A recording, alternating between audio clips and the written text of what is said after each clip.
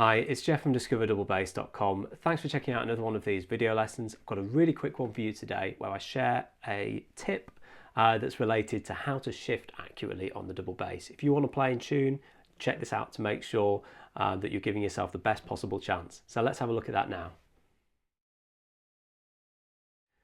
Well, to play in tune on the double bass, we need to have a good ear, consistent hand shape, and we need to be shifting accurately when we're moving the hand from one note to the next.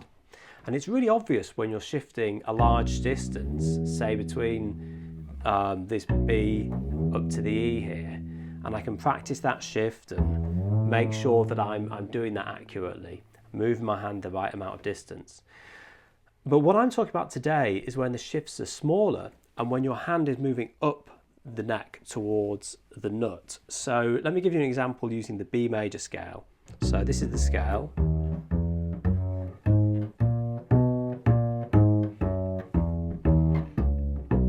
And there's a lot of little shifts in this scale, but if we go from the C sharp to the D sharp, we actually have to shift the whole hand back a semitone. And what I see a lot is people doing this kind of thing, where they sort of stretch rather than actually shift. So, and then you shift from the D sharp to the E. At the F sharp, you've got another one of these shifts going backwards. And again, although the distance from the F sharp to the G sharp is a tone, the hand moves back the distance of a semitone.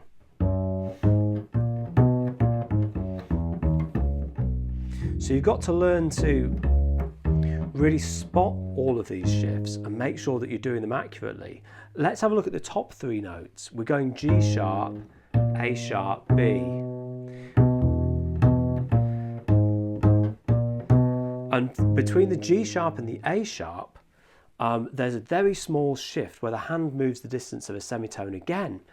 Although we're playing a tone, the hand is actually only moving the distance of a semitone. Okay, so G sharp, and instead of playing the A sharp with your little finger, you've got to put your second finger in the place that the little finger was. So you think about the A sharp being there, and instead of playing that A sharp, you play it with your second finger, and essentially the hand has to learn how to shift the distance of a semitone in order to do that. I'll give you one quick example to finish off with, which is even harder to spot, and that's, say if you're playing a C major 7 arpeggio.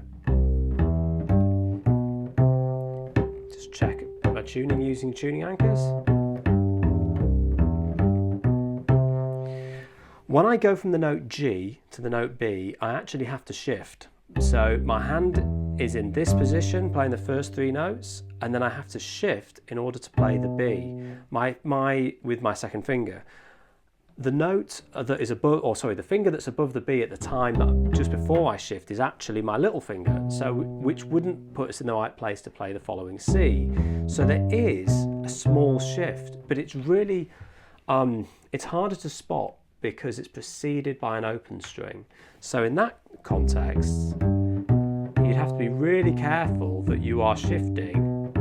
You practice going from the E, G, and then the B.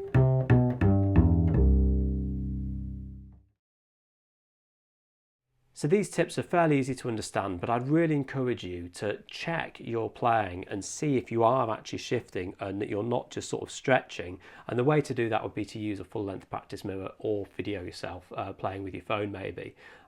It's one of the most common problems that I see in my students, so please check it out and make sure that you're not doing it. So I hope this video has helped you. If it has, you can give me some feedback, let me know by clicking that like button. Keep practicing hard, and I'll see you next time.